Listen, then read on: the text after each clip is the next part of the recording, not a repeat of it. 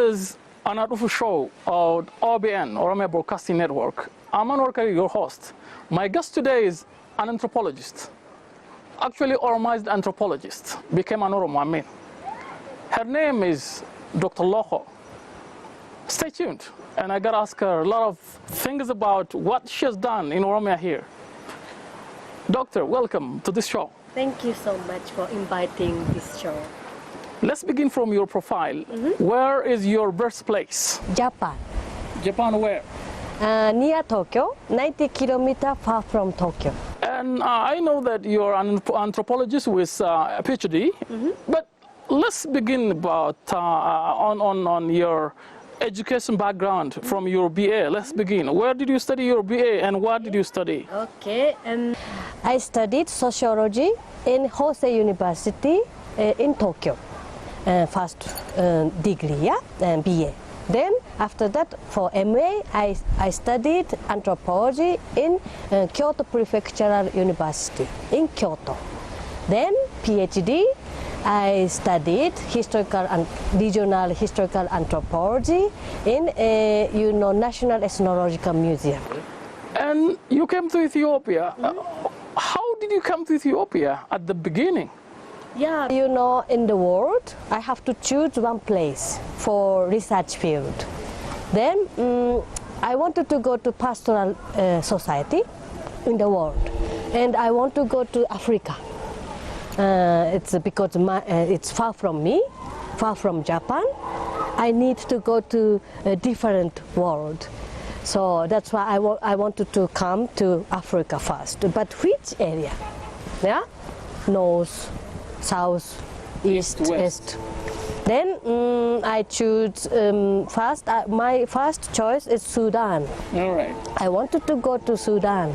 For example, there's Nuer, Anuak, but I couldn't go in that time. Now also, that's why I choose. A little bit volatile environment it is. Yes, I changed to Ethiopia, more east. Ethiopia also interesting for me. There's many anthropologists working in Ethiopia, from Japan. There's many long history. 1960s they started research in Ethiopia, especially southwest Omo area, and also some Oromo region, some Amhara. So there's many anthropologists. And you finally ended up in Borana, part of Oromia.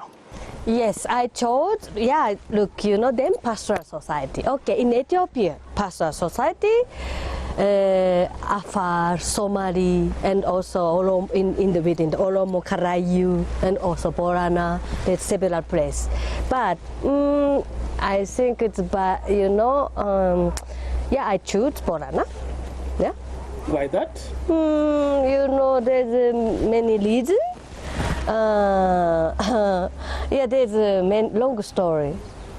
All right, that's a long story. But let's come. When you first reached Borana, you didn't have any translator. Yes, I. You went them alone. I didn't have. And how come you dared the environment that way, where you do not know, and even you cannot communicate with those people there around? How did you communicate with them, and how did you stay there? Yeah, in the beginning, it was so difficult. Even I cannot use dictionary. It's dialect, Borana dialect, yeah? Normally there's Wallaga dialect, that dictionary which I couldn't use. Then I give up to use a dictionary, and I don't want to use translator. I want to learn by myself. Then I just ask some vocabulary from the town. Some student, they know some English, then they change to, okay, what is this, for example, like this, where, esa, aga, meka, how much, like this, So I asked, then I noted. Then some small vocabulary I have, then I go to village, then I stayed there. Then gradually I learned like child. Child don't know in the beginning, but gradually they learn, Like this, I learned. In how many years did you learn Afaan Oromo? Now you are perfect. Even on media, you speak Afaan Oromo, sweet Afaan Oromo. Yeah, it's 3 years. 3 years. First year, you need some. I can, if that's 1 year, I can speak. Town language. Yeah, got you. Easy, simple conversation. Also, enough for research. I can use it in the research. Then, after that, my topic is oral tradition. I need to ask oral historiography from elders. Then it's really difficult. You need more vocabulary and cultural background. So that's why I practice more, 2 year practice. Then totally 3 years. By then you were conducting your research for your PhD. First, MA. Yeah, I stayed 1 year in Borana. In that time, I must start basic conversation and research. For the research. Important words for research. Then, the next time, I stayed 2 years in Borana for correcting oral tradition. For this, I practice more. I'm listening. I record it. Then listen again, what they said, what he said. I asked young Borana, student. They told me young word, young youth in the age of 15 to 50s or something like that. Yeah. Not elders, not jarsolis. Yes, So if when I didn't understand the vocabulary, I asked youngsters. Then they tell you in English or a little bit? No, I don't use English. They use different way of talking. Another vocabulary, which I understand. Yeah. Then gradually I collected vocabulary again. Then 3 years. 3 years. Then after that, no problem. Only my dialect is Borana. So that's why, other region, I have to learn again. For example, in Bale, I have to learn vocabulary of Bale. Yeah? That's wonderful. So then still I'm practicing. People may ask themselves when I'm asking you what your Japanese name is. Chikage. Just the full name. Chikage Oba Sumit. And the Borana Oromo named you as Lokho Duba Karu. In the Gada system, Mogasa or naturalization is one among the wonderful institutions where foreigners and others, non-Oromos, can become Oromo. And now I say you are an Oromo. Yes. What's your comment? Yeah, it's open society.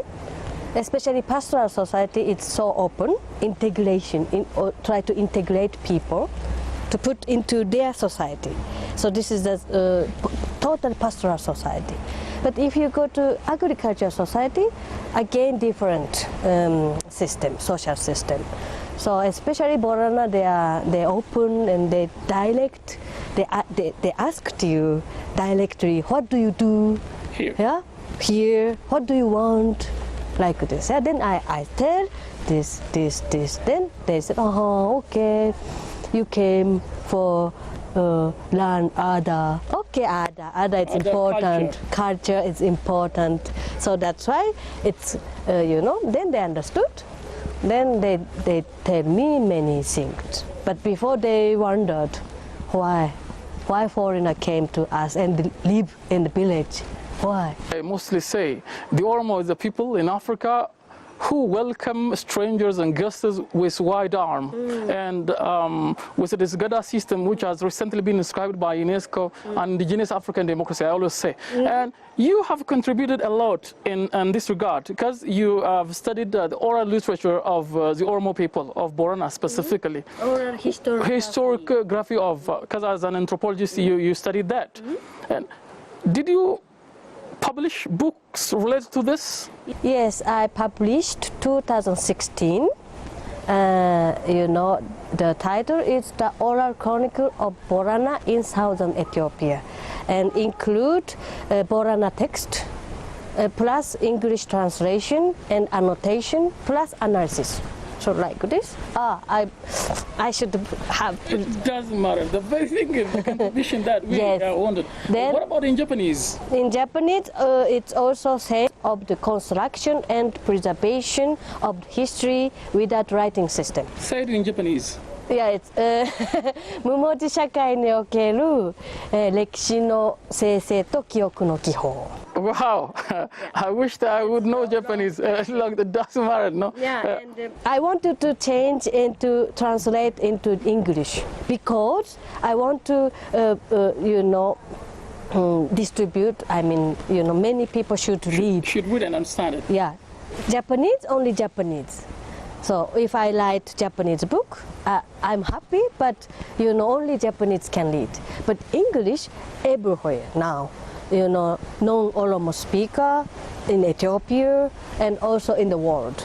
So that's why I wanted to do. But also I wanted to add the Borana text, the oral historiography, transcribed text. Yeah, I didn't change. Just As it is, as Yes. elders and the Jarsolis told you. yes. Then to show how Borana people speak history, their own history. So I wanted to show in the text.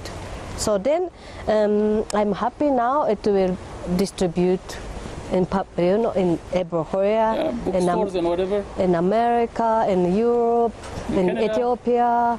And recently, you're trying to pull together Oromo clans from north to south, from Raya and Asebo Oromos in the north, in the Tigray Regional State, and the Raitu Oromo clan in Bale Zone. And you're bringing them together, a kind of a study you're conducting. What can you tell us about it? Yes, it was 2012. I started to live in Mekelle, in Tigray. It's far from the Oromia region. And then, at that time, I finished my PhD in Borana. Then I'm searching a new topic. Then, but I have to live in Mekelle, so what shall I do? It's a bit far from Oromia. Then my husband, he's associate. At that time, he was associate professor in Mekelle University. He told me, look, in Tigray there's Raya. They speak Oromifa. Does he know Afan Oromo? Yes. He understands or speaks like you speak? Who? Yeah, that associate professor. No. He speak Tigrinya. Tigrinya. He is specialist of Tigray. All right. My is Oromian specialist, Oromo specialist. So, and he told me, but he knows many knowledge. Yeah, he knows. So that's why he advised me to go to look Raya. Then okay, it's nice. It's far, not far, 300 kilometers far from Mekelle, and this Raya Azebo area. Yeah. Then I went and I heard they speak Orominia, but of course it's a bit difficult for me.